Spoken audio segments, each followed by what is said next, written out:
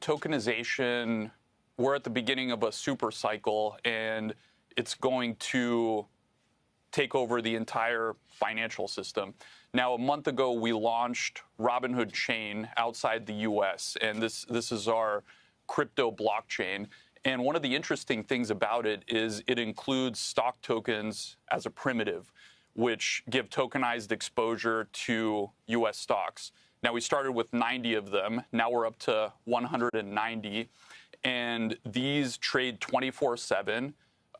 And you can move them around the blockchain like you can Bitcoin or any other crypto asset.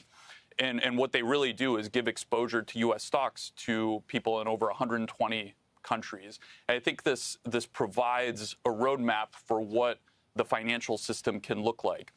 Now, I think tokenization in the U.S. has come up, and I'd say it's broken up into two camps. There's sort of two sides to it. On one side, enthusiasts that just want to get their hands on this new technology, new capability, and they're asking us, when is it coming to the U.S.? What's that going to look like?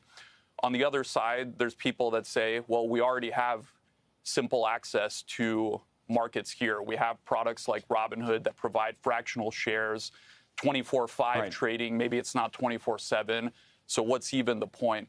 And so through my post, I kind of outlined the three key improvements on an infrastructure level that can actually impact people's lives in a positive way and make it easier in America for people to become investors and owners of our great economy.